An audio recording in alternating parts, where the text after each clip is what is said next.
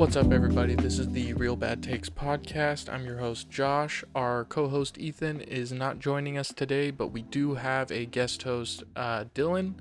Please go check out his music. His Instagram handle will be in the bio, but today we are discussing the 4th of July, directed by Louis C.K., Get Back, the Beatles documentary, and Woodstock 99, the Netflix documentary, not to be confused with the HBO Max documentary by Music Box.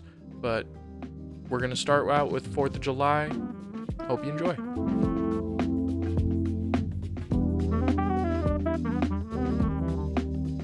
It's just so odd that they just were able to make their own movie. Yeah, and But it's like, apparently Louis says that I think he said he's made some other films or has like been a part of other films that I haven't seen them, but for this being the first thing, I was like, yo, this is really good. yeah, like he made like an animated movie or show. I mean, Yeah, obviously he yeah, has yeah. like Louis the Show, which was great, but and then what happened to that movie that he was trying to make at that one point? That he was trying to make a Louis movie, No, I think and then something happened. yeah, something. I don't know. He just fell off the face of the earth for some reason. Yeah, he just kind of became a recluse, oddly. Yeah, I But don't know why. but it's a really endearing movie. Yeah, But like I will say, like you can tell that there was no editors really. I mean, obviously they have their friends to give them notes, but it does fall short on some things that you can tell. Like definitely like the anxiety filter. mhm, I found that kind of funny, even though yeah, it's a good story. It's very bare bones. I guess guerrilla filmmaking is the best way to put it. yeah, absolutely. Like the everything about the whole feeling of anxiety was really well encapsulated. The writing is definitely the strongest part of it. Yeah, I would say absolutely. that they fell short a little bit on the imagery. Just Yeah, like they they knew how to show and not tell, but some of the things they were showing, it was just like crude, I yeah, guess. yeah, And like what what part I related most with the dad.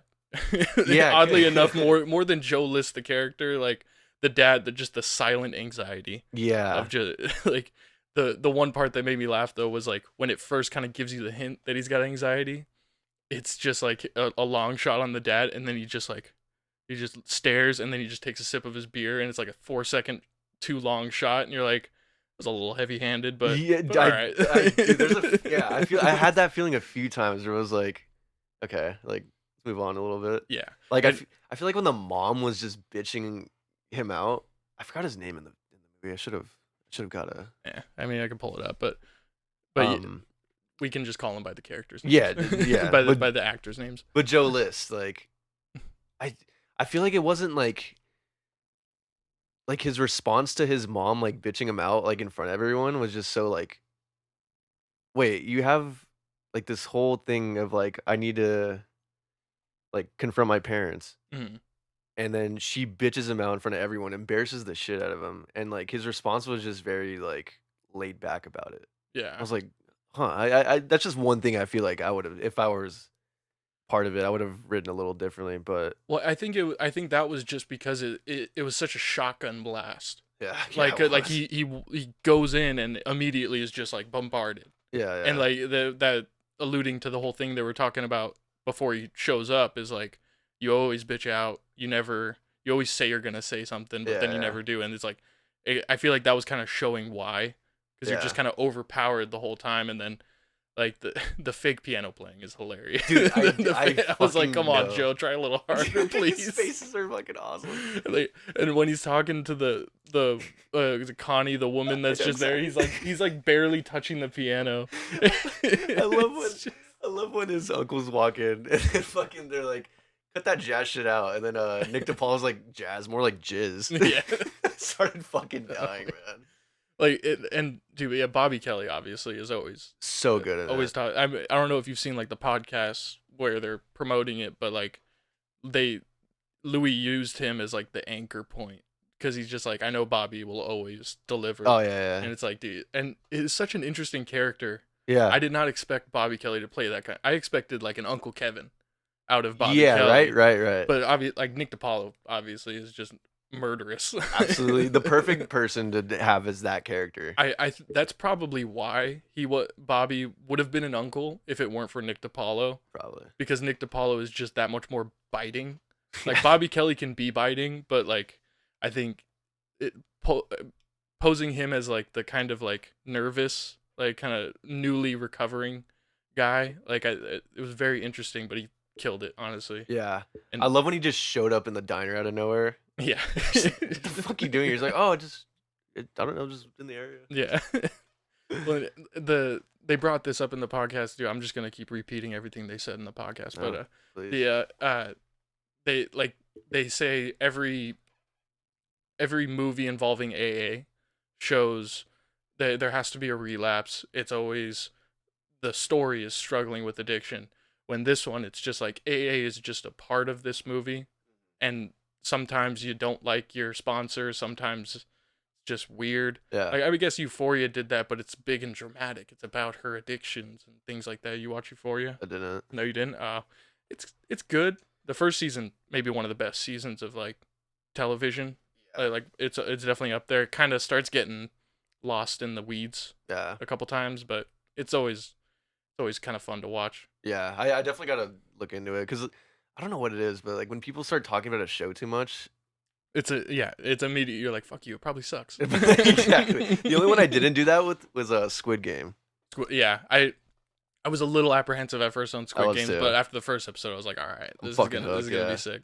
I'm sad they're making a second season. Honestly, You're sad about it. I think they should have just Cut it walked there. away. Just been like, that was the shit, right? They could have. Yeah. They definitely could have. The red hair shit. I don't know. I don't know how I feel about that. The red hair. Yeah, because at the end of it, the main character he like dyes his hair red, and then he's Oh, about to get on yeah. the plane, and then like he gets the call, and then he turns around and like was like, okay, I guess I got to go back. That's right. Yeah. So I hope they kill it because they killed season 1. So Yeah. I mean, I trust them to. Hopefully, they'll do at least a good second season. yeah, Well, I know once you get to the fourth season, it's just like, what are we doing here? yeah, Like, dude. Like are we just gonna do the fourth Squid Game? Like or is it's kind of like the Hunger Games movies. yeah, Like I watched the second one, I was like, well, that was fun, but it what's is. the third one gonna be? It's gonna be the same It's gonna thing. be the same thing, right? Yeah, like we know the plot already. Yeah, but what else about 4th of July? Okay, so I had a question. Did you go into it thinking it was a comedy, and did you come out of it thinking it was a comedy? I knew it was kind of more of a drama just because I had heard a lot of talk about it like Yeah. on the podcast, so I kind of knew it wasn't just a straight comedy.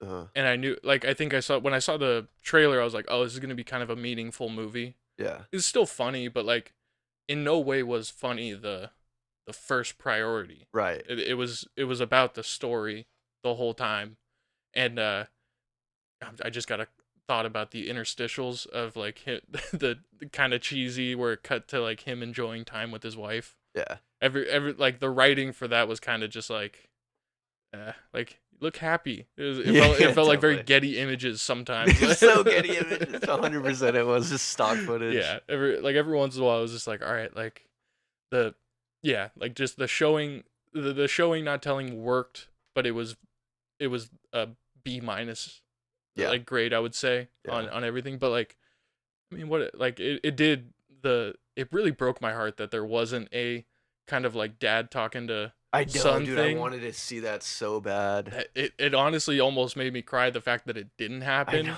And then I kind of started going like when he's talking to his wife, it's like, it's gonna be all right, and I'm just like, fuck, I get, yeah, Like that, but that alone was so much. yeah, So it was like I get that was like the point where it was like, okay, like we squared it off, like everything's good. But like, dude, I fucking wanted to see that talk so bad. yeah, like because you just wanted to hear the dad, you just want like the talk with the mom was obviously like that part hit, Yeah. but I did respect it for them going like, we're not gonna have the big like, I love you, dad, I love you, son. Yeah. They definitely threw a curveball there, but it was Yeah. still good. Yeah, no, it's definitely like everybody understands at that point. And I think one of the things, it's kind of like one of the few movies in a while that I'm like actually taking something with me from, like I'm trying to like take a lesson from. It's not about, like, sometimes you feel like people are treating you a certain way and you don't deserve that, but sometimes you got to kind of flip it and go like, maybe they need that treatment that I feel that I want, Mm-hmm. because they just don't know. Mm-hmm. Maybe they don't know that. Maybe mom doesn't know that she needs a hug, Yeah. kind of thing. Like Yeah. that like that's kind of what it. I'm trying to like be more conscious of now, because it's like everybody gets in their shit. Yeah. Where it's just like, absolutely. I just don't like the way my boss talks to me. It's like, well, maybe your boss is just stressed out. Yeah. And- Maybe he could and- be like the dad, Yeah. where you're like, you just don't know what the fuck's going up in someone's head. Yeah. Yeah. It's just you gotta let. Yeah. The suppression of him was palpable. Yeah. It was like, but I mean, I really did like they're not gonna make their money back, but I think they Really knew so? that. No, I mean, I don't know what kind of numbers Louis does. I know he makes money on his specials Yeah. that he yeah. sells, but I mean, I hope they get to.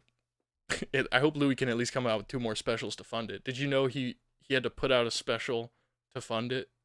Was that why he did Sorry? That's why he did Sorry. Oh, just shit, so, just so really? we could fund this movie. Oh, cool. Well, I feel a part of the movie now because I did buy Sorry. Yeah, you're like, if you donated to the Whitest Kids You Know chat, yeah. We contributed to something. I get okay. So I want to talk about Miss March now, actually, a little bit, because Mhm. I feel like there's a lot to be compared on those 2 fronts. With 4th of July and Yeah, Miss March. 4th of July, just kind of like I mean, they did get funded by a studio, which was a huge mistake by the studio, but but like it really just felt like when's the last time you watched Miss March? Dude, it's been a while. It was probably like when we were hanging out, huh? Yeah, like, as definitely. kids. Definitely around like freshman or sophomore year of high school. Mm. But I remember the whole, It's point of it. it's a pretty simple plot. Pretty simple plot. Like, dude goes in a coma, his fucking chick leaves, and Yeah. she's like a whole huge model and all that. Yeah. The just here every time when I'm on listening to the Whitest Kids You Know streams, I love when people bring it up. You just like they immediately just kind of shudder. They're like, shit, like it's not gonna be good. But that movie is so bad. It's really bad. It's, yeah. Like, even as a kid, like, it's really something to be said when you're like in high school and you don't even know what a good movie is. Yeah. You just know whether you like it or not. Like, we liked it, but we knew it wasn't good. We knew it wasn't getting any awards or anything. No. like I feel like I probably knew it ruins their career. back then we were like, you guys are going downhill. Dude, the fact that like they had careers after that. And speaking of, do you know about Zach Kreger's movie that's coming out? I heard it on the last podcast that you guys were talking about. Mhm. But I haven't seen any promo for it. I don't know what it's about. I haven't seen anything. There's a trailer out. It's called Barbarians. It's Barbarians, a horror right. movie with the actor from It, the Pennywise actor, Oh, really? Skarsgård. Yeah, Nice. it looks freaking crazy. Like I think he was gone from the streams for like a couple months because that's what he was filming. He was filming movie. that. Oh, okay, hell yeah. But I'm hoping we get that animated movie soon. That'll be good. Oh, they pitched an animated movie too, because I didn't hear about that. That's the one they were funding with the streams. Right. Got you. Yeah. So that one, I mean, I think they said they're finishing editing soon, so maybe next year, hopefully. Yeah. We can only hope. Yeah. Yeah. The Miss March was. It's a good watch though. If you love The Whitest Kids, it's a good watch because it has that like American Pie-esque kind of like humor and like, or not like humor, but like storyline where it's just like kind of just like a. It does fit in that 2000s like kind of comedy. That like horny stoner comedy kind of shit. Yeah. It's not even really stone. It's just degenerate comedy. Complete exactly. Degenerate comedy. Yeah. But yeah, I'm realizing now I don't have much to say other than like horstick.mpeg. That was a line that was said at some point. Probably by Trevor. I can't remember. No, that was Craig Robertson, the guy. It's like I think he's like a rapper dude they run into, who's like a big famous guy that helps him get into the Playboy Mansion. Oh, okay, that rings a bell. And then turns out he does not even have a dick. Okay, that's completely escaping me. They pull down his pants and it's literally like a tube. It's like a plastic tube. It's just, yeah, that movie's not good. That had to be pitched, or like imagine reading that in the in like the meeting, and you're just like, what are we doing here? Right. What the fuck are we doing? Yeah, how many people read that script? Like, And thought like we're gonna do it's this. like, yeah, sure. It's like the Harold and Kumar moment. I can't remember which movie it is, but like they meet up with some dude, and like he's at like his mansion, and he like pulls his pants down, but his dick is so small, but he's just like so proud of his like how Oh, huge his pubes are. yeah, yeah. It's like, what are we the doing here? Indian dude, and he's just got the craziest like beard The on his. It's not even a bush. It's a beard. But that was the point of Pride, and I was like, this movie's so dumb, but I love it. that was around the Miss March era that we were watching that too. Yeah, yeah. See that same type of comedy. But yeah, I don't have much on Miss March. I will be honest. Yeah, But man. I mean, do you? So have you finished Get Back? Oh, I've seen it like 4 times already. Dude, the whole thing. The whole thing. Oh my god! Straight through. I just put the first episode back on. I watched it all the way through. I've probably seen it like 1.5 times. I just throw it on while I'm hanging out, and damn, dude, like So good. it's amazing that like there's so many like one, the fact they made it look that good. Two, the amount of footage they were able to scrape together from it. Like I know it was supposed to be a documentary, but like Jesus Christ, man, we were hanging out when Beatles Rock Band came out. Yep. So that like and that started a problem for me. Yeah. It started a problem for all of It us. started like a 6-year phase of my life. Yeah. But oh man, and yeah, just seeing all the actual issues. Like, did you notice that Yoko didn't even really seem to be an issue in it? There was like 1 or 2 points where she butted in, and it was kind of weird. But like, She was never really like the problem of anything. she was just there. She was just there, but like that alone can be like enough to fuck their like Yeah. chemistry up. I think it was more their relationship. Yeah. What their like the lifestyle their relationship was causing. Yeah. Like again, because I know like this might be hearsay, but like apparently like John was getting into like opiates and stuff like that around that time. I was gonna bring that up, dude. There's a few scenes where John just looks fucked up. Yeah, And yeah, like I don't know if he was doing heroin at that point, because Yeah, I mean, it was 69. yeah, I was 69, and I think I don't know the timeline of his drug use. Yeah. But Well, I mean, just like it all fucked me up. I just totally forgot about how like releasing music works, because I was like, wait, Abbey Road didn't even come out while No. this was being filmed. Like it came out like 6 months after this was filmed, and they're already like bringing out another album together. yeah. But like it was really interesting seeing it, because like I didn't even realize until I think George said it. It's like, dude, we have not played together in maybe like 4 years. Yeah. They've just been like in a studio, and Paul will write a song, John will come in, let's add this part, George will come in, play guitar, and go, Clapton can do it better. Yeah. His Clapton worship is so dorky. It's so adorable though. Yeah. And didn't Clapton like Are you talking about? Oh my god. Yeah. So Clapton stole his girl. Yes, yeah. Yeah, and they were still buds. They were all just like. Were they? Because I don't know what happened I after. think they were still close. Like that's so wild. Like, I mean, imagine like idolizing someone that much. That's fucking gnarly. and it reminds me of you've seen Once Upon a Time in Hollywood, right? Yeah, if that I've seen that minimum 20 times. I got it on my phone. I throw it on every once in a while. Yeah. But the part where they're at the Playboy Mansion, Mhm. like just like in Miss March, same vibes. Yep. But and like the random like part where the guy goes, "Let me tell you a story." Oh yeah, And fucking he says, McQueen. like, yeah, Steve McQueen. He's like that, like Sharon Tate left this dude for this dude, and now all 3 of them are inseparable. And like when I heard about that, I was like, that sounds a lot like George Harrison and Eric Yeah, Clapton. fucking right. He's like, I'll be here when he's done. That's And did you know that Layla was written about yeah, that's Yeah. right. Yeah, that's where I heard it from too. Like that? Yeah. that's so weird. It's so fucking weird, and it's a hit. It's fucking George has to. I guess when you're just that famous, you're like, I mean, I don't know. I could find a nobody that looks just as hot as Sharon Tate or.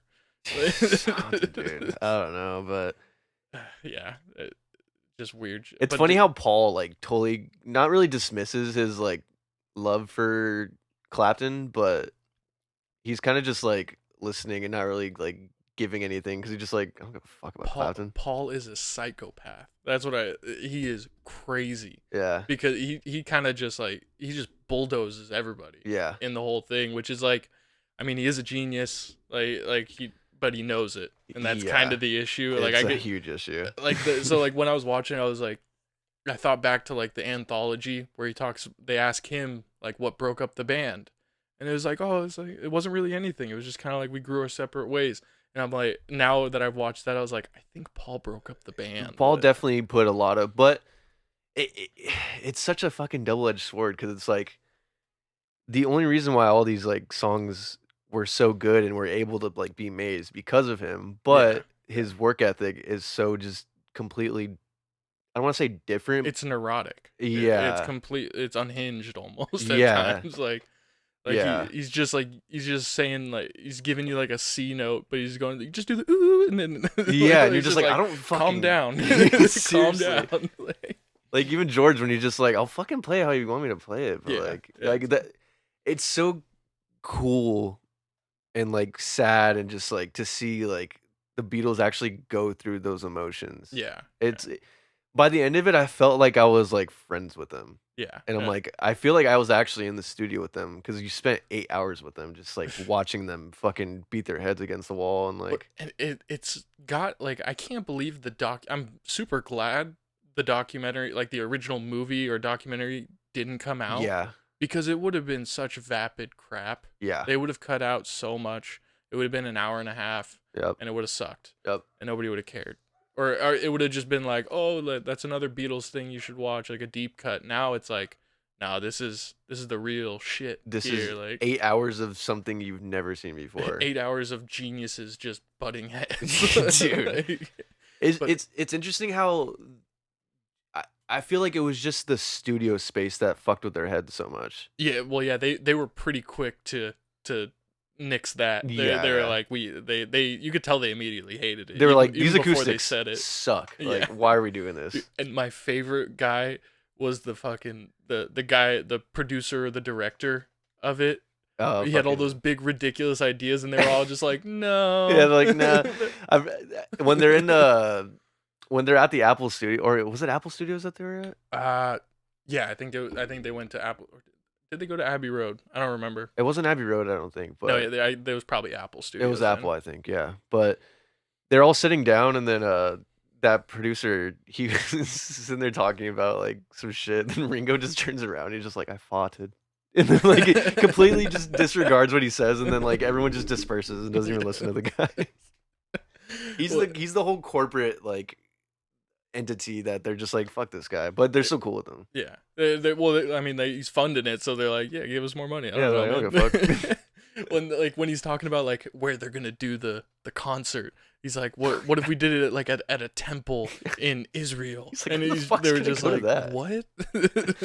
Like, okay, so we're gonna have to take a boat there with everyone, and then fucking like, what is the point in this? Yeah, and then like just the arc of everything, where it's like it's the first episode is honestly just depressing a little bit, like even like with like Paul like making Get Back, it's at a moment of desperation. Yeah.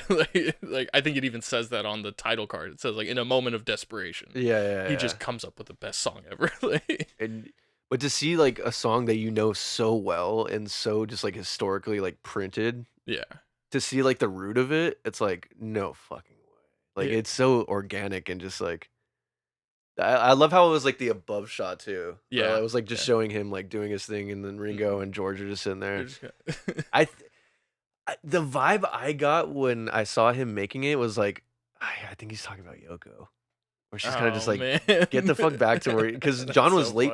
John was late. That's right, yeah. And they were all kind of waiting around for him. They pretty much had they even had the little breakdown moment by the time he got there. Like I think they were already doing that before John even got there. They didn't have all they only had Get Back. Yeah. Because the lyrics took forever. Yeah. But and it was really interesting hearing it with just a basic drum beat without the snare roll. Mm-hmm. Like I was like, that it sounds so odd. Yeah. Like, I think I've heard like the anthology cuts had like some of those kinds of recordings. So like I got a little bit of that, but seeing all those different things go through it. Like also like when they were pulling out old songs, Yeah, like yeah, the old yeah. songs they did at the Cavern Club. Yeah, that's interesting. When they finished like one after 909, they were all Mhm. like seeing all them go like, oh, that was kind of sick. Yeah, yeah, yeah, yeah. Like just seeing those little moments, and then like the second episode is kind of just like mania. Like they did like the Dig It jam, and they Mhm. brought like Paul's daughter and everything in. Mhm. They're just screaming. That's when they were just having fun. Yeah, like, they were just figuring out how to have fun together again. yeah, and I feel like the first moment where they actually started having fun in like a weird way was when George left, and they were just like, "Fuck it, like we're still here, like let's Well, just jam." They felt like it was over at that point. Yeah, so yeah. nothing had a point. So they were like, fuck it. They were just screaming, fucking, just like hitting stuff, and then Paul was on the drums, and then Yeah. Ringo's fucking. Yeah, it was such a good. Oh, it's so good. Oh my! One of the songs I wish I could just get, like I don't. It might honestly be on Spotify at this point. Mhm. Is when they do the cover of "I'm So Tired." Oh yeah, And it's Paul's just version. kind of just like a lazy like it encapsulated the like they did it well in the White Album, Yeah, but like it really just encapsulated everything. it was like this is what it was written for. Yeah, but dude, the coverage of the concert, I know. that isn't they put a hidden camera in the lobby. That's hard as fuck. Dude.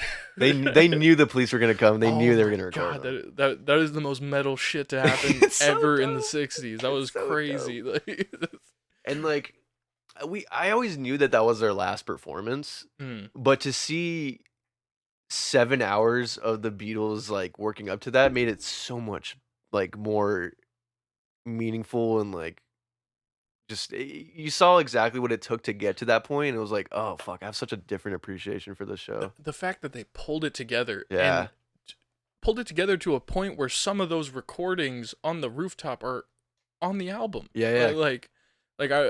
I want you. She's so heavy. I think Yeah. that's one of them. That's like a Oh, wait. 7-minute song. Oh, they didn't play that one on the roof, did they? Oh, maybe they didn't do that one on the roof. No, they did. They did I Dig a Pony. Mm-hmm. Oh yeah. Because I Uh, remember. Because at the end of that one, you can hear the seagulls and Yeah. it's like I want to thank you. Oh, that might be the one where they get. I think that's where they get arrested. Because I think that's when John says like I'd like to thank everyone on Oh, behalf of the yeah. Academy, and then they get like carted off. And I hope we passed the audition. Yeah. I think that was after was it was I don't know if it was Get Back or fuck, what's the other song they played? Don't Let Me Down. Don't Let Me Down, yeah. Was it Don't Let Me Down? It might have Probably. been, yeah. Man, it just and hearing the front desk lady's bullshit of just like they locked the door. I just work here, I don't know. It's like I got a lot of stuff to do, Yeah. and I'm sure you do. What's a cool perspective too is like how they had the cameras on the street, and there's Yeah. a few people that say they do not like the Beatles, Yeah, and I'm like, what? Like, yeah. I don't know. My mind goes to like everyone back then just fucking loved the Beatles, and there's still some people out there they're like, yeah, fuck them. Yeah. Well, I mean, it's funny. I just went to Liverpool and got to do all the, Yeah, I the saw tours that. and stuff. And it was just funny because, like, I mean, it's super cool being amidst all that history. Yeah, But every once in a while, I'd have the thought, I'd be like, there's got to be a lot of people I'm walking by that are just like, I fucking hate the Beatles with all my heart. like why are these Like, people why do they have always to? here? Why do they have to define my city? Like, why can't we have a decent soccer team? We have a decent football club. There's a Why- nice why brewery can't- down the street. Like, Yeah. why is it just the Beatles? Like, my mom is just not a Beatles fan. No, I feel like it is funny whenever you hear someone who's like, I just don't like the Beatles, and you're just like, that's right, that does happen. Yeah, like, it I does don't happen, blame but- you or anything. It is pop. It's not really. They do have rock songs, Yeah, but they're a pop band. Like for their time. Do you think? yeah, You mean? for their Yeah, time yeah. for sure. I mean, like they had Helter Skelter. Everyone says, oh, they invented metal or not metal, Just hard rock. hard rock, and it's like Yeah. I don't know about that. I was like, that's kind of a claim, The- but Well, because it's funny thinking about who was going on at the same time. Like, were the Kinks at the same time? the Kings. Yeah, the Kinks. The Rolling Stones were. Oh, The Rolling Rolling Stones, Stones were definitely harder. yeah, absolutely. Like the Who, I think was more 70s. Were they? I think so. I think they were more 70s, but I don't know. We're 20. I'm 18. There's nobody 40 listening to this anyway. Yeah, we're not gonna get fucking schooled when we see someone. Oh wait, one more thing on 4th of July though. Mm. I find it so funny. I've got the Google search up. The fact that Luis J. Gomez is third on the cast. Did you see the scene? I think I saw it on YouTube. Okay. And you heard the story Yeah, absolutely. about him ripping out the window. Yeah. That's so funny, dude. Dude, it's like I've never heard of a deleted scene being so popular in a movie before. Yeah. Like part of the reason why I wanted to buy the movie was like I need to see that fucking scene. Yeah. Like cuz everyone talks about it. Did you see on like the Skankfest where Oh, isn't that it was at Skankfest that Joe yeah, they finally told him that. He's like, "Oh yeah, it you was got on cut." Bobby Kelly's podcast. He's like, Yeah, "Oh yeah, yeah. I forgot to tell you got cut." And He's like, I gotta tell my son that I'm actually not in the movie. He's in the credits though. He's in the credits. Don't worry. He got paid for it. Yeah. Yeah, that was such a great scene. I do get. I think they brought it up. They were like, it's kind of a racist scene. Oh, it's 100% racist. It's like it's a Mexican and a black dude. Well, Yeah. a Puerto Rican and a black dude. Yeah, Just like, yeah. and he's sitting there thinking the worst things about. Well, just like the fact that they're gonna go and beat the shit out of him. But it's like Oh my god. he wasn't thinking correctly. Oh, jumping back to Get Back really quick. Yeah. Have you heard that every Beatles opinion on the song Maxwell's Silver Hammer? I don't think so. There's a really funny like I don't think it's an interview you can find like I think it's just like an article where they ask all of them what they think about Maxwell's Silver Hammer, and they start with Paul's. He's like, "Oh, I think it's a delightful little tune," and then all three of the other Beatles are like, "It's the dumbest fucking song ever." And then it made it so much more funny when like I think it was in the first episode they're playing it. Yeah. They even got like their roadie dude to like hit the anvil. And like I'm just looking at all their faces and they're all just like This song sucks.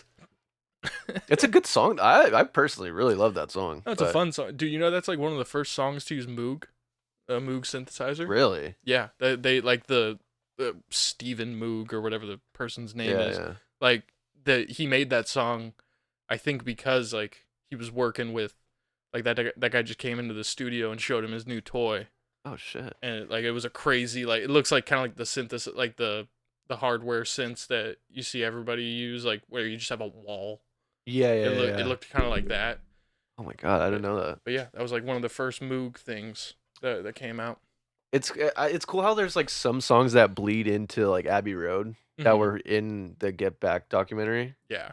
Well, that's what confused me too at some points because I was Yeah. like, are they still working? Like when they were playing something, Yeah, I was like, yeah, are yeah. they still working on this song? Like I couldn't tell. Yeah, there was fucking I can't remember what other song.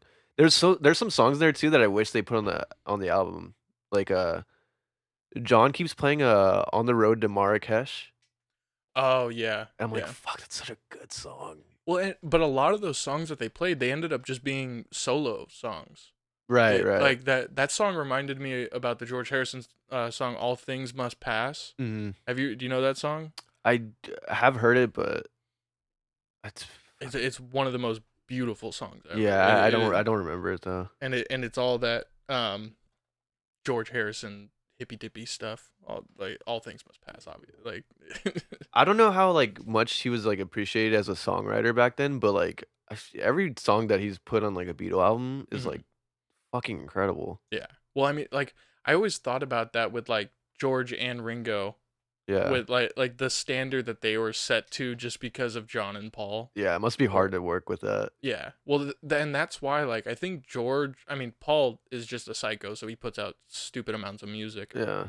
But like George, I think he put out like 2 albums really quick because he just had a bunch of like sitting around and he was just kind of like, these aren't really Beatles songs. Mhm. Like I'm not gonna try to pitch these like heavily. It broke my heart when he pitched to them fucking I Me Mine, and they like kind of just didn't really give a shit about the song. They did end up making it. They though. did end up making it, and then like towards like the middle of it, they actually started to like it. But at Yeah. first, like Paul was just like, "Yeah, it's cool," and then John was like, "Dude, like." Not really saying it sucked, but he was just like, dude, we're a rock and roll band. Like, this Yeah. is not a good song. And then he was even like, I don't give a fuck. I'll put it on my own stuff then. Yeah.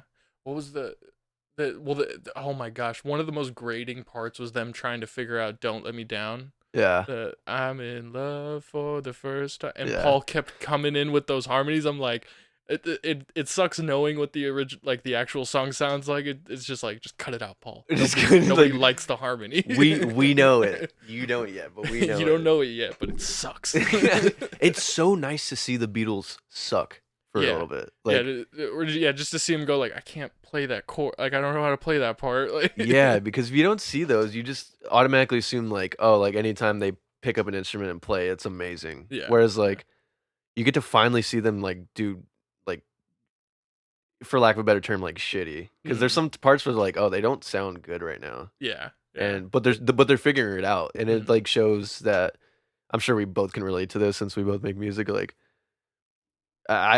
we can get down on ourselves of like, oh, I'm not making anything cool right now. But it's Yeah. like, dude, the fucking Beatles do it too. They have to go through some shit in order to get some gold. Yeah. And I was like, okay, that's refreshing. I really enjoyed seeing them not do their best. Yeah, and like seeing their frustration with like, there was like a conversation they had where it's like we sound like shit right now. Mm-hmm. Do we keep thinking of new songs, or do we just play songs we know Yeah. to try to sound good together again? And honestly, I mean, if unless they cut it out, there was no resolution to that. They just kind No. of kept like beating their heads against their instruments, kind of going like, "Well, I'm gonna play this thing. Yeah, If you guys want to join in, let's go." The tension during those scenes are just so like, oh, I fucking understand that but it's interesting to see it go through with like a band because I haven't been in a band in a really long time. I've just been doing You've been in a band? yeah. Well, I mean in like high school. Yeah, yeah. But you were in a garage at one point. Yeah, just fucking Were you guitar or yeah, drums? guitar. Okay. Guitar and but to see them like beat their heads against each other, like I do that with myself, but to see it like happen with like a band where they're all just kind of feeling that same way and they don't know what to do and they're Yeah. just like, I'm just gonna keep playing chords. It's like it's an interesting perspective because we do that as producers where we're just like, oh, I'm not making anything cool right now. Do I go to different projects? Do I try to keep working on this one? Like, what the fuck do I do? Lately, my thing is I make a kick and snare pattern, and then I get upset, and then I practice guitar. For Yeah, 2 dude, hours. that's literally exactly what I've been doing lately. I'm like, let me learn a Rex Orange County song and figure this out. That is 100% what I'm doing right now. It's hilarious. But yeah. Oh, okay. Do you want to get into some Stranger Things? It's not quite fresh in my mind, but I mean, I watched it and I'm there with it. Yeah, I finished it like a week ago or something. So, let's get into clickbait.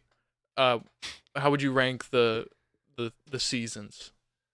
Seasons. So Or at least, where would you put this season? the Yeah. fourth season. Mhm. I honestly, it's my favorite season. Yeah. The only I loved every, like, all the beats were great. Yeah.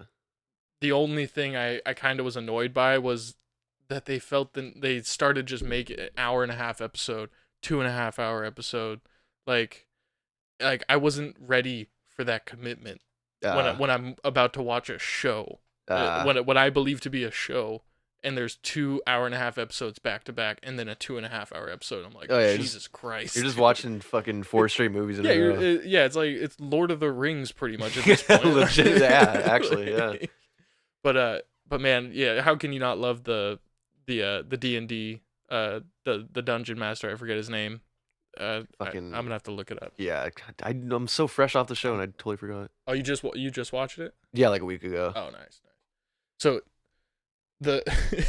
it was really funny seeing everybody's like theories about Will. He's like, oh, he's totally gay. He's totally gay. Yeah, and then the backlash of like guys, like, who cares, or like you guys are being weird, and then turns out it's like, oh yeah, he's gay. like did you pick up on that? There was a moment where I was like, oh, he's trying to fuck Mike for sure. Oh yeah. Well, it was the paint, the drawing. The drawing and like, and he drew that drawing. It's not said, but you he drew it, and it was for Mike, and because he loves Mike. And yeah. And like when he tells Mike that, like when they're in the car and he's like, Elle loves you, like you are the you are the heart to L, so you need to like keep that mentality, blah blah. And then It's he like kind of like looks off and cries a yeah, little just bit. starts crying. It's I was like just like, I felt that was kind of like unneeded.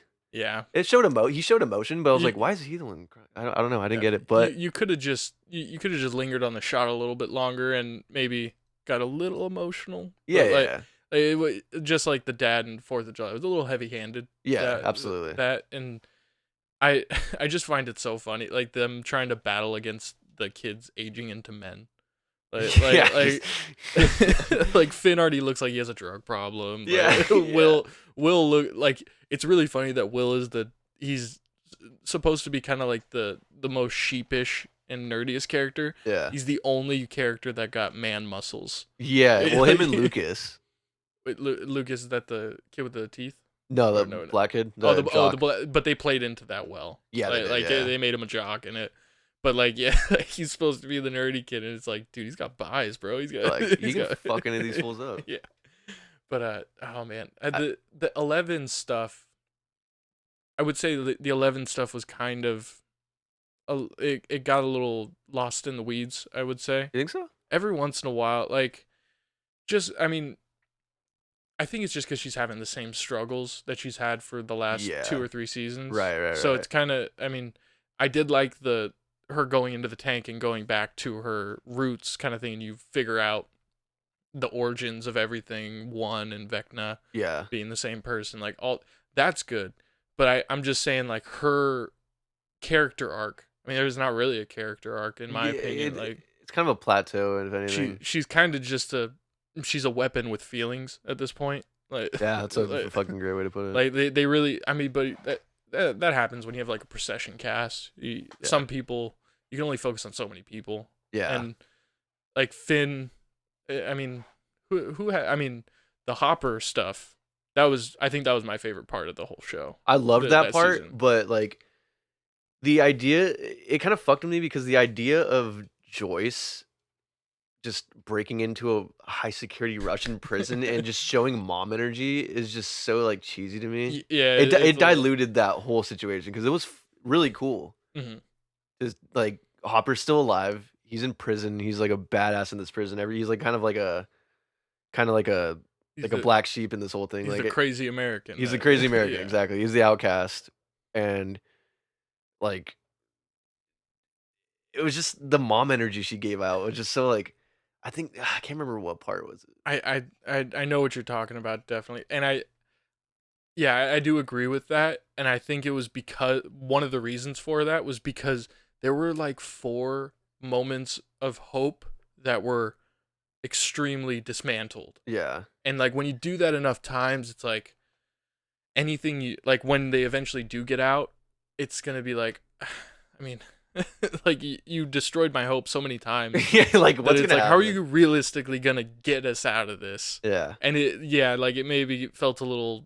They didn't quite stick the landing on the escape plan.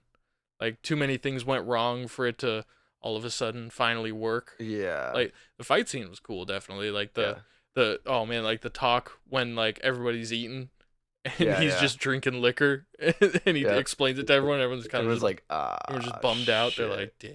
They're like, and they all kind of stop eating because they're like, dude, they're only feeding you so this thing can have a fucking meal. yeah. It's like, oh man. I was like, The- oh. I find it funny that they don't like explain what the Russians are doing with this thing. Yeah, it was so It's just like Russians, like who's gonna catch this thing? Oh, Russians would probably hold on to it to it's pretty plausible. yeah. It's like If it's anyone who has what it. country's gonna be able to have this and weaponize it? It's like the Russians. Russians for sure. Little known fact, they can't even not little known fact, but some other phrase that I meant to say. They can't even hold a small country they used to be a part of. Yeah, apparently. You think they're gonna take a fucking Demogorgon? You're crazy. Yeah, but oh man, the Max character, I did like. Yeah, I've grown to like her as a character. Oh yeah, I definitely like her, but I cannot believe they didn't kill her off. But Dude, she is done. They got to the fucking like just right at the edge of death though. Yeah. And I was very surprised by the imagery of the graphicness Yeah. of the whole season. Yeah. Like, do even what's his face getting just mauled by all the bats? Yeah, That was wild. dude, that sucked. I if there's any character that, like, had to, like, get taken out and die, like, he was a good candidate for it Yeah, 'cause, like, it was very sentimental 'cause you start to see, like, oh, this dude's actually, like, not as much of a dickhead as they're portraying him to be, yeah, then but, like, dude, yeah, when he it was such a it was much more I don't wanna say gory, but just, like, visceral kind of yeah, it was just, like like, the first moment where I realized that was when, I can't remember her name, I think it the was, like, Shelby or something, but when she's in what's his name in it? Eddie. it, When she's oh in Eddie's trailer. yeah, just that first kill. It's Yeah, just it was just like, like, "Oh, oh my shit, god, that's what we're doing now? yeah. Like, oh my god, let's go." Well, I really do like how they handled his character because I mean Mhm. they played off your assumptions on how he looks. Yeah. They're like, is he a bully? Is he a dork? Kind of thing. Like Yeah. they just let you think he was a bully in like maybe the first scene, but they very quickly corrected it Yeah. with like when he's selling her weed Yeah. and he's kind of like being nice to her, and you can tell he's nervous because she's a cute girl, Yeah. and like you very like. And he's taken all these dorks under his wing, and you just he's a dork too. Yeah, He's a yeah. dork. He just wears cool jackets. Yeah, and he has long hair, and Yeah. he's a cool guy, but Yeah. it was confusing because when his first interaction, he's with, um, I think it was with One of the Dustin kids. and, Oh yeah, I know Dustin was in it, but, like, he, like, kinda, like, grabs them, like, he grabs them up from the table. yeah. He's just yeah. It almost seems bully like. Yeah, I But was he's like just an intense character. yeah, and Kind I of was like, thing. "Wait, is he the enemy in this?" Like Yeah, but then, like you said, very quickly, it's, like, established, no, he's actually a good guy. yeah. And he's kind of got that. We know people in high school that were kind of like that. They're Yeah. like everybody kind of everybody didn't get along with him, but nobody really fucked with them. It was just kind of like, oh, he's weird. Yeah, He's yeah, over there. Like my whole like I guess drama kids are the best like comparison to that. probably. Like I mean, at least at my school, like the drama kids, they definitely weren't cool, but they were fun to hang around with. Oh, yeah. In that They, case, yeah, they absolutely. party. Oh, they party. Oh, they party. They all fuck each other too. Yeah. But I mean, I what'd you think of the stoner character? What's it called? What's his face's friend? I think a little too stony. Yeah, that took Ethan out of it. Yeah, me The- too. That character, because have you ever seen the movie The Package? No. He's in this movie The Package. It's like an attempt. It was in a Netflix kind of almost hit a stride with teenage comedies at one point. Mhm. I forgot what the other one was, but one of them was called The Package, and it's about these kids going camping, and by one way or another, that guy ends up cutting his own dick off. Sick. Yeah, and it's a race to get him to the hospital in time to reattach his dick. Wait, is it that dude that It's that long-haired dude. I need to find his name. Give him due credit. he's the Oh yeah, Eduardo Franco Argyle. That's the yeah, character's Argyle, name. that's his fucking name. Is He's yeah, a little too much. a little too much. I feel like if you just like didn't act so stony, like it would have been cool. Yeah, I get like you want the liability character Yeah. that just has an asset you need the car, but Yeah. like they could have gotten him on board with the mission quicker. Yeah, yeah. Like he was kind of just every time he started speaking it was like, oh, he's gonna be upset, he's gonna be freaking out, He's and they're gonna tell him to smoke weed. exactly. Like, It was very just- predictable, like just kind of fill-in character. He was Yeah. cool though. I just feel like yeah. there were some moments where I was like, all right, I get it. You're a fucking dumb stoner. I get it. And then Jonathan just looking like he's on meth. Yeah, that You mentioned that in the first one. I was Yeah. like, so They- true. I really think they're the whole love story with him and the other girl that's like kind of have that Yeah, it was the like, love whoa. triangle plot. Yeah, I feel like they didn't really know where to go with that. they really did it. I Did thought they- the same thing, did they- Nancy. Yeah, did they even like resolve it at all? Not between her and Steve, but like Mm-hmm. at the end of it, um, like Jonathan asks her, like, "Hey, like, are we good?" And she kind of gives like a yeah, no, yeah, of course, but kind of like deep down knows like fuck, I think I'm kind of wet for Steve right now. Yeah, yeah, Because when I mean, the whole season, it was just her and Steve the whole time, and then yeah, like they went through a fucking whole thing again, mhm, and then he was all telling her like, oh yeah, like my dream is to have like 3 kids and travel across the country, and then he like admits to her like, oh, it was like that dream is actually with you. mhm. And then Oh, she yeah. started flicking Bean a little bit, and then she was just like, "Wait, but I have a boyfriend." Yeah, And it was like, yeah, the love triangle. I was just like, this is gonna end really bad. yeah, I mean, it was I don't know if it's your textbook love triangle, but it was kinda just okay, I mean, we've seen, Steve and Nancy together, and we just got Nancy with Will's brother, Jonathan. with Jonathan, yeah. So it's like, I don't know, make up your mind at so Yeah, like I know we're in showtime, like show plot timelines, but it's like like we didn't even really see them as a couple, did we? Like Jonathan and Nancy. didn't they get together at the end of the last season or Yeah, and something? it's Yeah. just so kind of like that space is missing where it's Yeah. like, And it's just like immediately they moved and it's like, okay, like I get for the plot. yeah, But that wasn't I feel like they wrote themselves into a corner there on accident. kind of, huh? Like and they were the stretch to get them there. Yeah, it's like finally the last episode. How They do we finally get them there. back to the town? Damn. Like It plays in like kind of well. they made it work They definitely. made it But, work yeah. exactly, but I can see what you mean. They're like kind of like, ah, fuck, what do we do here? What are we supposed to do? Yeah. I think I like Steve's character development throughout the whole series. Yeah, it's really funny. Steve's character, I feel like almost every time you forget he has a redemption arc. I feel like he's had like 2 or 3 redemption Yeah. arcs. Like Yeah, absolutely. every time they're like, "Oh, that's right, Steve's not just an idiot." He's not a fucking asshole anymore. And at least I think in this one they kind of slightly address. They're like, "Hey, Steve can do stuff," Yeah, yeah. and he did stuff the whole time. But it was everyone. I mean, they have the friend character, the who what's her face, Robin, the friend Robin, that yeah, yeah, yeah, yeah. that he worked with. Yeah, yeah. Like she was kind of the one that kept the like, ah, Steve's an idiot, and but nobody else really was like. I mean, Nancy kind of overcame that like her bitterness towards him, Yeah, yeah. but that was about it. Like everybody kind of respects him almost, Yeah. but they still had to go have that moment where it's like, oh, look at Steve, Yeah. look at him doing his part. Look at him go. Look at him actually contributing to Yeah. our whole thing.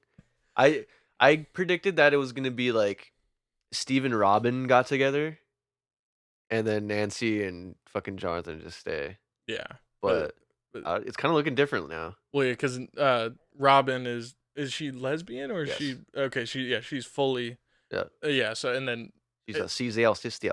I don't know what the fuck you just Cesar sister. Oh, okay. Yeah, but yeah, I think that was fine. Like the way they handled it, but Yeah.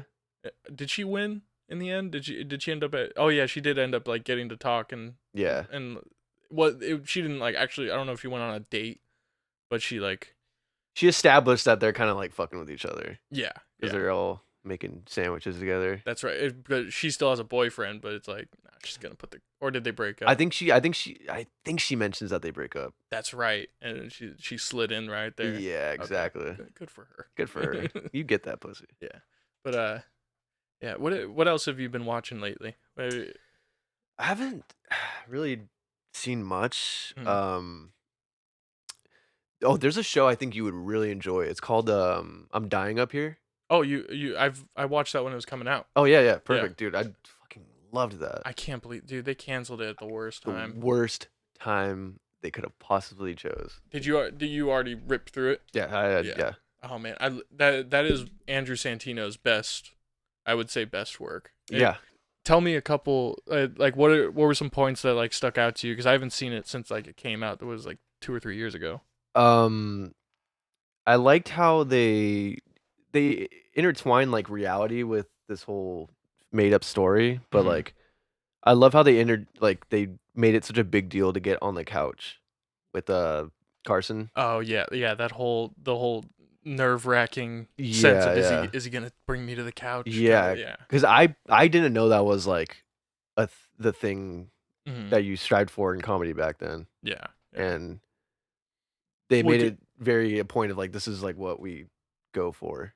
well, because you always thought it was just get on Johnny Carson, just Yeah, get on the yeah, late night, and you didn't know there was that extra level of like, did Johnny like me? yeah, Did he yeah. like me enough to want to talk? I think Nick Swardson has a good story, or no, not David Spade. Nick Uh, Swardson's way too young, but yeah, David oh, Spade like I think I heard him talk about this on a Norm's thing. yeah, Yeah. I think, yeah, like there's like a picture of him. He's wearing like this dorky knit sweater. It's like, damn, you forgot how old David Spade is sometimes. Oh like, yeah. like he must have been right at the end. There's I think that's what he was saying. Yeah. yeah, yeah, that, and he even got called up to the couch and everything. But I think they were saying that they called him up mhm, and like he didn't realize it and he like went backstage or something like yeah, that. And then they were like, "Hey, like you didn't come up to the couch." And he's like, it's something like that. something like yeah. Oh man, you that Norm show. I fucking know it's so good. Did you watch the special that they released like after It's his death? no, I haven't seen that yet. It's really sad just It's sad. because it's just him talking to his computer. Oh, really? Yeah, it's not at a show or anything, unfortunately.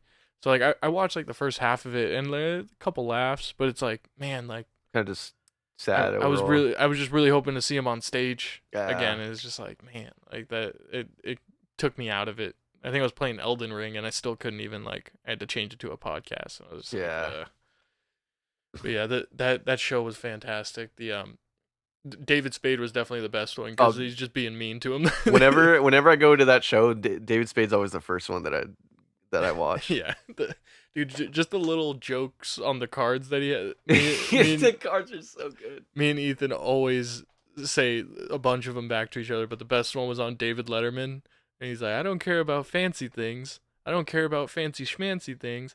I don't even care about fancy schmancy wancy things. I don't even care about fancy schmancy wancy bought it in Paris Francy things.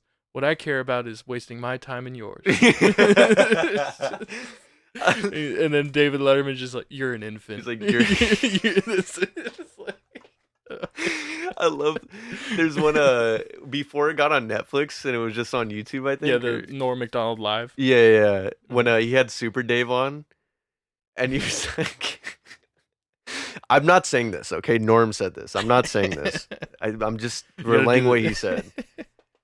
But he was like, "Oh, like a gold chain would be a really good going away gift for like a black slave." Oh my god, dude. And then Super Dave was like, "Why would you write that? Like, why would you say that?" And he's like, "I didn't write this. It's just on the card." And he's like, "Who wrote that?" He's like, "I don't. It's just on the card. I don't know, but you know damn well he wrote them." I think I might have seen that.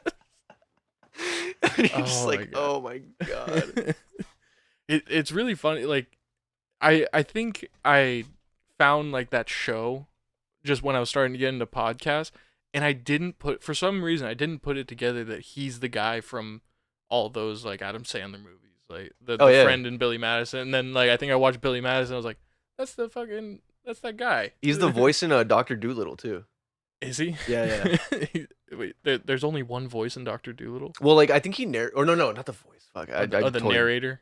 He's either the narrator or he's one of the animals, like the main animals Oh, that okay. the doc or that Eddie Murphy's talking to. Yeah. And he has such a unique voice that you're like, oh, Norm. And like I even like put it together like as a child, or not as a child, but I mean I haven't seen Doctor Dolittle in fucking years, but I was like, oh, he's in that. I find it very odd that Norm Macdonald and Mark Normand both have that name, Yeah. and also it's not quite the same cadence, but they both have that like, Yeah. they both have that the same thing. Yeah, it's very matter of fact jokes, like Yeah, Mark Hey. Norman McDonald. yeah.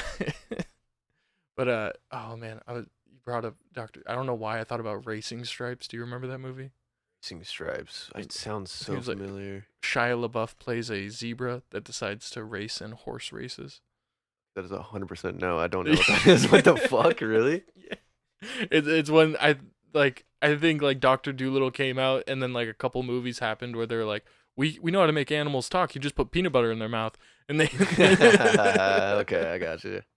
But yeah, it's a bad movie. Wait, so Shia LaBeouf, it's only his voice, but he's a Yeah, zebra in it. he's Shia LaBeouf's voice within a zebra, Right. and they, like, I think he like like he escapes a zoo because there's a storm, ends up in a horse stable, and then Okay, this is starting to sound. I don't know why it's starting to Wait, sound I think I'm familiar. getting hypertension trying to recall this movie. Racing Stripes, right? Yeah. Oh, I do remember this movie. Yeah, Oh my dude. god, I do remember this. I think I saw this in theaters, if I'm Oh being my god. honest. I might have seen it in theaters also. But yeah, I don't remember a damn thing about that movie Oh other my than yeah, it was Shia very LaBeouf. this is very not memorable. That is what, fucking hilarious. what would you say was the most like memorable movie of your like kids movie of your childhood? Kids movie? Like when you were a kid, like you'd throw that on all day. Oh, Ace Ventura. Ace Ventura. Yeah, No, that's a absolutely. great one. That was one of the movies my grandma didn't have on DVD, so I didn't really get to see it until I was like in like maybe high school. I think Oh, it was on okay. TV. Dude, Like I got to see it. I was watching that shit in like fucking elementary school. Dude, wait, the first one or Yeah, the first one. See, it's funny. I prefer the second one. Really? Yeah. Huh, interesting. I think it was because I saw that one first, and then I watched the first Yeah. one. I was like, ah, it's fine. But like that is weird how that happens when sequels are just the same but bigger. Yeah. And if you see that sequel first, you're just watching. You go back to the first one. You're just watching a cruder, less budgeted version of it. Yeah, that absolutely. where it proved itself. Yeah. But like yeah, like that's why I hate the battle of like, oh, was the sequel better? It's like, well, was the sequel different? Like Yeah, that, like, that if it is wasn't different, the argument is moot at this point. Like yeah. who cares? They're the same movie and they're both fun. Yeah. Like I don't remember much from the second one. I was because it was just I haven't seen that one in a long time, but I mm. remember I can name every single line off that movie because it's funny how my mom introduced it to me because we were watching she had the Batman VHS, and if you remember, I think Jim Carrey was the Riddler. Yeah. Yeah, and I was such a pussy back then, and I got like so scared of his character, and my mom was like in love with Jim Carrey, so she's like, "Oh no no no, like he's like a good guy. Like look at this other movie that he's a Mm. part of." So she put on Jim Carrey or not Jim Carrey, Ace Ventura, and I was like, "Oh no, I love this guy now." Yeah, yeah. The what do you think? Did you ever see that I is it I Am Sam, the documentary about him Oh being yeah, Andy Jim and Kaufman? Sam. Jim and Sam, yeah. Yeah. What do you think of that? Or the Jim is it? Think you think of the Jim and Sam? No, yeah, I was like, Jim, wait, no, that's Jim and Sam. The fucking let me show. let me look it up. Jim But and Andy. Jim and yeah, that's right. Yeah, I where was he's like, it's about him kind of method acting into Andy Kaufman and yeah, what's his alter ego? yeah, That fucking other guy, what's Cliff his other- Clifton something. Tony Clifton. Tony Clifton, yeah. That got so confusing to me. Like, I remember I was really into that documentary because I was like, wow, he like embodied the spirit of Andy Kaufman and like, yeah, yeah. but then like later as like I was watching, I was like, I remember showing people and they were like so skeptical about it, and I was like, oh, maybe yeah, maybe he's kind of full of shit. Well, I think it's the like anytime you get into the topic of method acting, you're like, at what point are you just bothering people? Yeah, Like are you just making other people's lives like miserable? Like yeah. film sets are already toxic workplaces in themselves. You're Like gonna make it worse. you got Daniel Day-Lewis like talking in old English like about the gangs of New York, and you're just like, all right, dude, I'm just the coffee guy. I'm sorry. Like, I don't know what you want me to do here. I'm just fucking trying to put your makeup on. Yeah. But yeah, I did like it. I did really like it. I haven't seen the original the movie. Have you seen No, I haven't. No, yeah. I do. It made me want to watch. I was just I never caught on to Andy I Kaufman. didn't either. Like, it must have been a generational thing because, like, it Mhm. just doesn't, like, his comedy didn't really grab me too much. Yeah. I get the absurdism. Yeah, Like I get how that it's funny, but it's just like I think it was of its time, that absolutely. kind of thing. But like on that subject, do you know Tom Green? Yeah. Have you ever seen Freddy Got Fingered? No. I just threw that on just because I think I heard a couple people talk about it, and I really never watched like the Tom Green show or anything, so I honestly didn't know what he was about. Uh, But watching that movie, it reminds me of what like clips of Andy Kaufman I've seen. It's just it's anti-humor kind of thing. Okay. Like it's just this kid trying to he's trying to make it as an animator, but he's just a complete like oaf and just completely he always tries to make everything awkward or make everything funny, Right. and he's literally like Three Stooges in one, Okay. like doing the wackiest shit. And like the whole reason for the movie was he's in family therapy because his dad's so pissed at him, and then he makes a joke and says like, "Dad fingers my brother Freddie," and like it turns into like a real legal issue.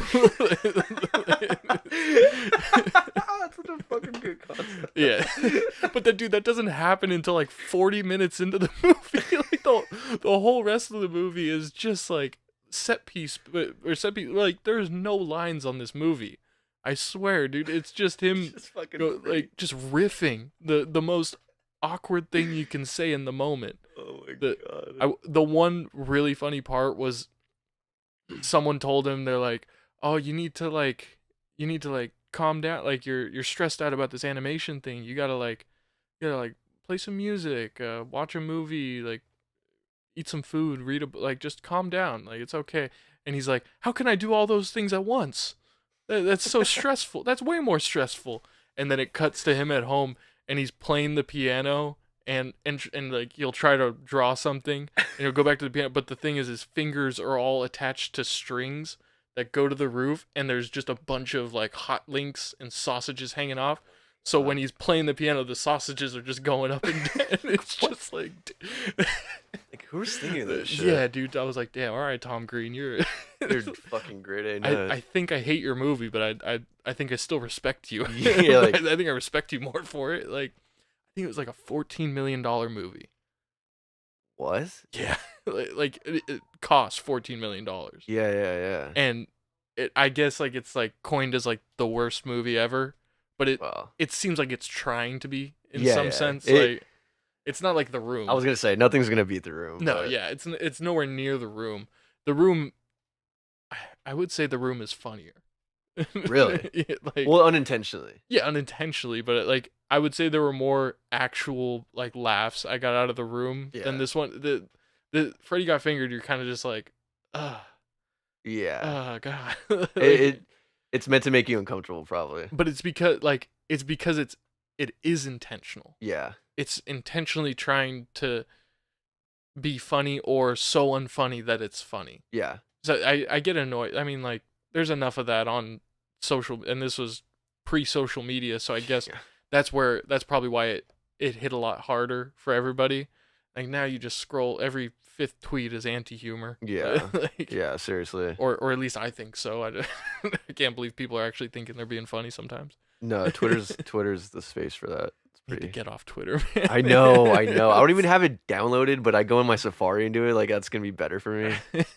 But fuck, I know. It's like, what Getter say? What he say? Okay, I'm so glad you caught up on that. No, I got it from you. I saw your likes and retweets.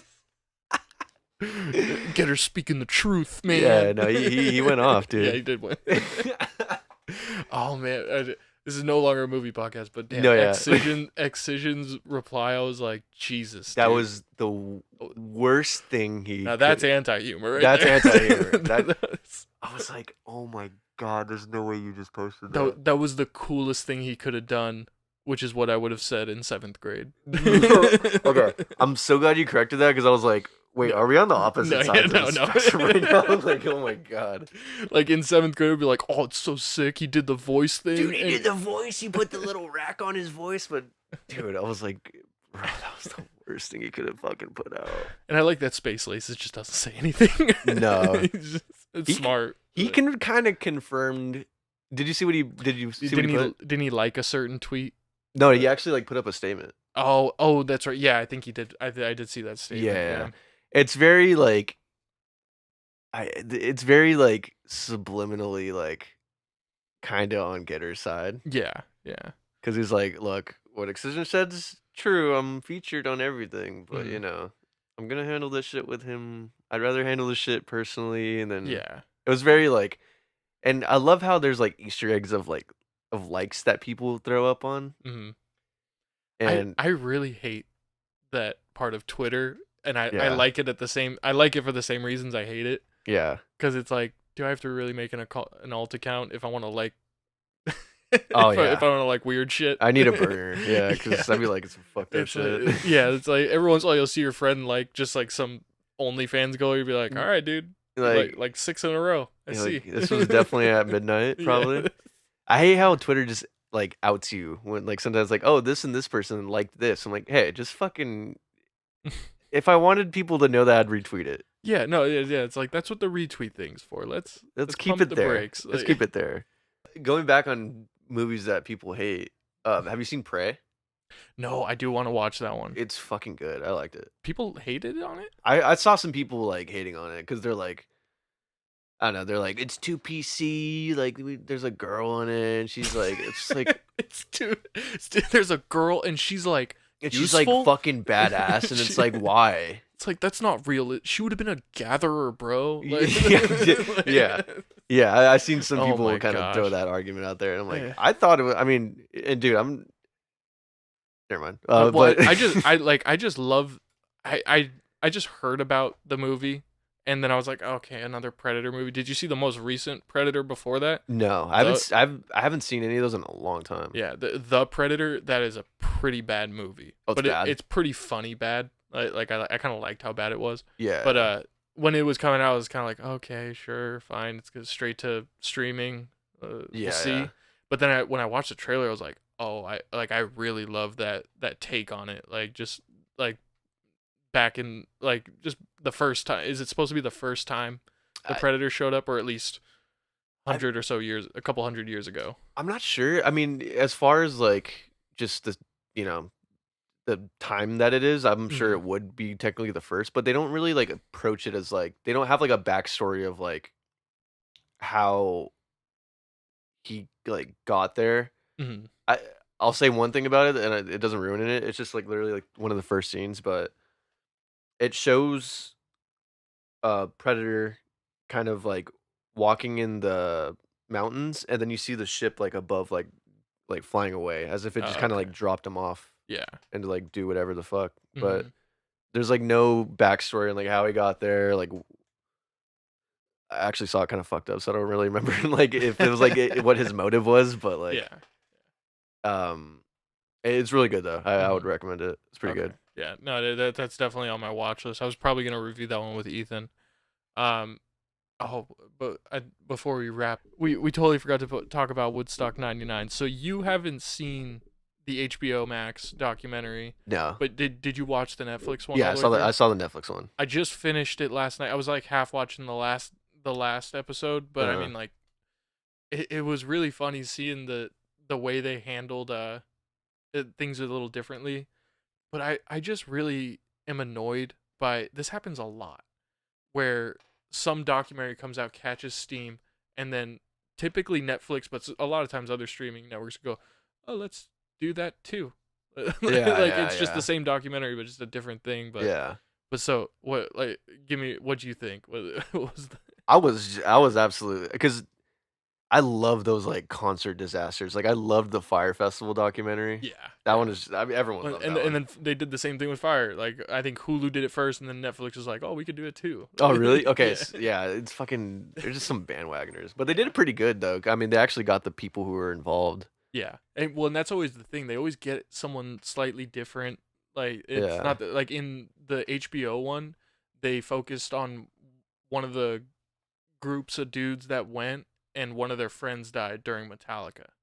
Oh 'Cause, really? like the dude just collapsed during in the middle of the crowd during Metallica, and passed out like and just went unconscious. But Yeah. That the sucks. I think the Netflix one captured a lot of the issues a little bit better. Yeah. The HBO one was kind of just like, yeah, there were issues like, but like it didn't really take those issues home. Like it didn't Uh, really like get those points across like as heavily. They they kept bringing back the fact that there was no water. uh. Like at that thing, they took away people's water going Yeah, into the yeah. festival. That's Like what they're that is saying. insane, dude. It's Like, fucking insane. and the fact that they started hiking prices on water. Yeah, it was They like said $12 in they started like 1999. it was like $4 on the first day, which is already ridiculous in Yeah, 1999, and then $12. Like, like that is fucking crazy, I think like water at Coachella was $8. Like, dude. And it's like the fucking liquid deaths. So yeah, you're and getting a so good amount, but solid like water. it's solid fucking crystal geyser water, dude. But But oh man, the every time I see the corn footage, oh, dude, it gets my fucking blood oh, boiling. I'm like just like, let's like it go. makes me so sad. I've never been in that. I I don't think know. anyone will ever be in that kind of crowd No, ever again. no, Like, no, and then never. they didn't show the promoter blamed everything on Fred Durst. Yeah, it was just And bullshit. yeah, all those memes have been great to see since like he did that in the other HBO doc also. Yeah, really. So like those memes are like a year late for me, but now seeing them, I'm like, yeah, dude, that guy's dumb, right? Yeah, it's fucking But idiot. then seeing like when he does the speech, and like that crowd, like the corn crowd, everyone's just rocking out. Yeah. But then when you see the one of those days kick in, like when that breakdown hits, that is violence. Yeah, That yeah. is just pure violence. Yeah, So day like, 3 looked violent. like that one even kind of like like I think that was day 2. That one was day 3 was just literally a riot the Yeah, whole because time. day 1 it was like Corn fucking did that, and then day 2 was Limp Bizkit. Limp Bizkit, and then yeah, day 3 was like Red Hot Chili Peppers, Yeah. and they were like there were a couple like other mellow bands that were kind of like I think Jewel was Yeah, there. fucking first day didn't they have a who'd they have? Like The Offspring was Offspring, the that's true, Offspring was yeah. before Limp Bizkit, I think. The on day 2. Yeah.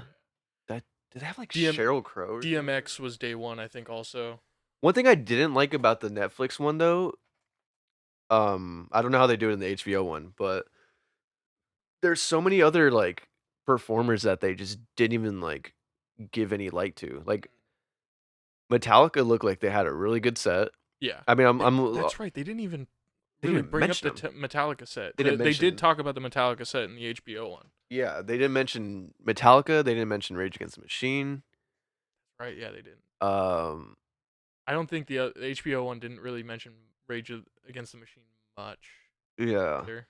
I think they were mainly like focusing on just like the chaos of everything and like Yeah. the important parts, like James Brown, like fucking not wanting to go on stage, but then like seeing how he was like, oh, okay, fine, I'll do it. Yeah, yeah. That was wild. And oh man, the Wycliffe Jean one was funny. I forgot they didn't. This was like a YouTube video back in the day, I think, where he was trying to light the guitar on fire, and it was just such a fail the whole way through. Like he couldn't light it on fire, so he just starts swinging around. It's just it was such a farce. It was like, all right, When in doubt, just break it. yeah. It's like, But the oh man, one of the funniest things of the HBO one was Moby.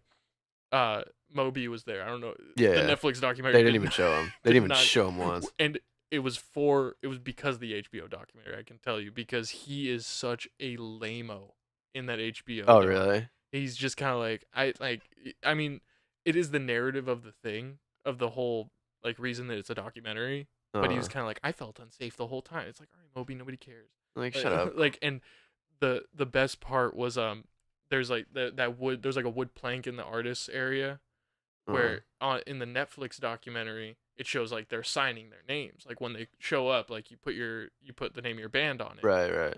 And in the HBO one there's a video of Moby in his trailer before he like goes out there to like get to be at the artist tents, and he's looking over at he's like videoing, he's like looking over at that sign. Why don't I see my name on it?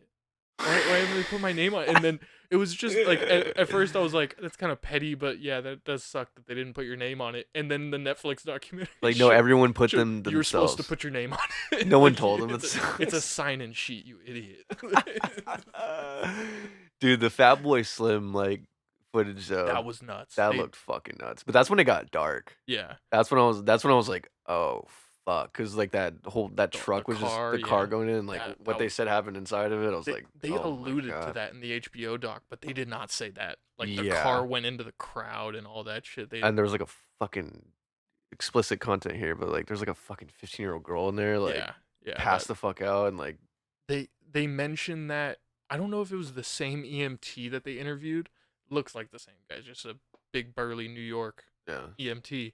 But he explained that in the HBO documentary, like finding that girl didn't they must have cut out the details of like the car and mm. thing. But yeah, like that, like That shit was heavy. yeah, I mean like the whole it's just crazy seeing like how the fact that Woodstock it just made like you go like how did Woodstock work? Yeah, And you know why this one didn't work. It's very pretty well. obvious why there's so many reasons why it didn't work. Like one, the set list alone. Yeah, like the fact that the Peace and love, but we're gonna have Limp Bizkit and Corn. corn and just like completely bang your head against the wall music, Yeah. like, but in the Netflix one, they even said like, or the owner or whatever you want to call him, he was just like, I had no idea who these people were. It was just like these are the big names right now, so Yeah. why not? When the guy who did the original Woodstock, he's Yeah. just asleep at the wheel. He's just Oh, dude, he just doesn't. completely like he's probably fried. Probably, He's yeah. probably he's probably just all fried out, and he's just like, "We make more money, all right." His smirk just pisses me the fuck off for some Yeah, reason. Like yeah. even before, I was like, because they kind of make him seem like the good guy in like in the beginning of it. He's just aloof. He's Yeah, just completely aloof through the whole thing. He's just like everything. everything's gonna be fine. Everything's You're gonna be right. fucking peace and love. I'm still in Yeah, the it's '60s. like yeah, you don't know what '90s kids are like, You're like, dude. dude, like these people are gonna burn your fucking place down, and Yeah, then they did. I did love all the animosity towards MTV when they were Yeah, literally, they're just they were throwing literally shit. just throwing shit at him the whole time, and I was just like, yeah. And the Netflix documentary really made me realize I was like, damn, I used to love MTV, but when you see all these people talking that were executives of MTV, you're like, you were just dorks too, like every other Oh yeah, like network. they're It's just like, corporate as fuck. yeah, it's just like you're never gonna get that. Like the closest you're gonna get is like a sketch, like Whitest Kids You Know. Yeah, It's like they're just. I mean, they're adults now, but even when you watch them on stream, you're just kind of like, ah, no, they're they're just just fucking idiots. kids being kids. They're just idiots that keep getting money to make stuff. Oh yeah, Good for them. dude. But I what's interesting though is I had no idea that Woodstock '99. I mean, I knew that it was a actual concert. Like like I didn't know, I knew it happened, but I didn't know It was it terrible. was that fucking terrible. Like that Yeah. just wasn't like that wasn't like common knowledge to me. I think. Well, and like the funniest thing, like the biggest like like reality check for me was two things: the DMX performance, because that is a very popular video of him. Like the I forgot which song it was, but like Oh, his that's right, performance, huh? That was. that was like all over. That was like a huge thing. That was probably like they were probably playing on MTV a lot, and I saw it on YouTube definitely. They were And pumping that out when he died. really, I think so. I think yeah, that's what it was. they then the other one was Red Hot Chili Peppers. That performance of I think it was Under the Bridge. Uh huh. Like I remember seeing that video, but the video never cut back to the crowd that much to show that there are like 15-foot fires in the crowd. I was Yeah. like, really, that was going on the whole time?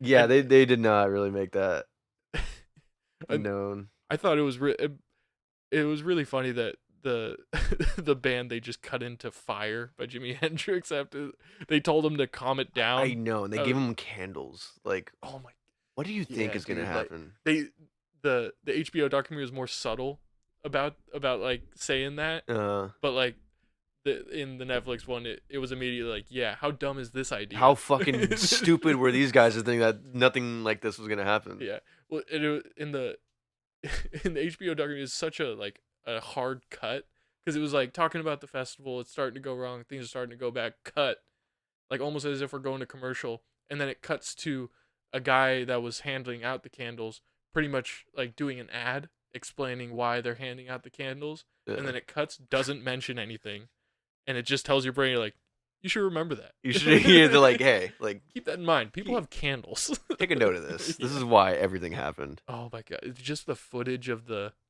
of like, the just the mayhem at the end. Dude, My favorite dude, the dudes that like they were like literally like driving out, and then they saw the fires. They were like, "We gotta turn around and document this. Yeah, And I yeah, was yeah, yeah. like literally like they're narrated like we gotta go check out what's going on, and it's like a found footage film, like Yeah, pretty it's much. like Blair Witch Project at It that looked point. like it. They were just running like with a night vision on, and just it looked like chaos. It's people on ecstasy, like a 30-person drum circle. Oh my god, I would have assaulted someone if I was like within 50 yards of a drum circle. I would have been like, I'm gonna kill you guys. Like, It's wait, I'm no advocate for chaos like that, yeah, but being how they were treated, and if I was part of that, dude, I would have fucking loved to burn everything down. yeah. No, I was thinking, I was like, oh, if I knew where the merch tent was, Everything's mine. I don't know if I would have been the guy ripping out the ATM, but I would have for sure been like, what do we got? Let me get a case of waters. Let me pull these sandwiches. I'm out. Fucking out. Get my money back. I would stick around and burn some shit too, because that looked fun. I'd probably go drink water and sit by a fire. Oh, I just observe, dude, Yeah, because I'm like sure. I don't need like I feel like how you know how you feel after a 3-day festival. Oh I don't. I mean, unless I'm raring to go, like I think I'm probably just gonna sit around and just be like, yeah, yeah. At my age now, yeah, yeah, yeah. that's kind of my cup of tea. But shit, when I was a young lad, That is funny. Imagine all the people that were just chilling, kind of just watching all the chaos happen, and then the SWAT team shows up. they're like, "Oh fuck, okay, yeah, we should go." like, Yeah, this is a bad just idea. getting swatted. And I actually forgot that I happened. was just Yeah, chilling, man. I'm not a part of this. yeah, because one of the dudes that was like, he was like, "Yeah, we were just sitting there fucking burning stuff, and then I just got a bat to my stomach." Yeah, just turn around, got a bat to the stomach. Like, okay, I think it's time to go home, Yeah. dude. But when they were just sliding on all the shit water, and I was like, "Oh my god, that's Like, so ju- fucking gross." Like the video of like the dude jumping off the porta potty into the mud. I was like, wait, like okay, I get like the big puddle that's about 20 feet away from the porta potties. But that is, I get why you would maybe go like, oh, I didn't know there was poop in there. yeah. But the dude jumping into the mud between two porta potties. Between two like, what do you think? You know exactly what you're doing right now, and then Oh, yeah, God. the Can't the even imagine. water. I knew the water went bad, but like the Netflix documentary really encapsulated like that is just inhumane. It was such a great display of how inhuman people can be, Yeah, because everyone just looked like demons. yeah. They were just No, animals running around. Nobody looked like they worked an office job. No, no, no, and by the third day. yeah, it was just a lot of bros, a lot of fucking jocks, and just like, Yeah, the bro culture was Yeah, at its peak. yeah, I like how they kind of explained it, how, and it was like, movie culture going back to like American Pie and shit, how that Mhm. was like, oh, like masculinity was becoming a huge thing, and Yeah. just like that I- kind of affected how this came out. Yeah, I think that's where the HBO documentary kind of fell short. They harped on the culture too much, Mm. and they didn't. They definitely explained all the things that went wrong with the festival, but they seem to want to gravitate more towards the fact that these kids living in this current time are upset. They don't like MTV, all this stuff. It's not the fact that they didn't have any water, the fact that there's trash everywhere. Like they mentioned it, but But they didn't make that the Netflix made sure to tell you like, dude, when you're living in filth and you have no water and it's 110 degrees on black tarmac, like they hammered that point home. Yeah. Like a lot better than the HBO, like to the point where when I showed Ethan that one, he was kind of like, well, it's like, I mean, I don't know, like it almost seemed like it could have been exaggerating okay. to some extent. Like I'm sure it was bad, but like they kind of like They left like, that space overplaying. open for you to like kinda- not really know what the fuck happened. But the Netflix documentary, you're like, oh yeah, Like, th- I this- would be fucking pissed. I Like, get like I would have been the people lining up to leave on the second day for sure. oh yeah, Like I don't 1000%. think I would have been like, I mean, who Red Hot Chili Peppers though, that would have been tough. I know. That would have been a tough No. peak Red Hot Chili Peppers too. Like 200,000 people saw Flea's dick that day.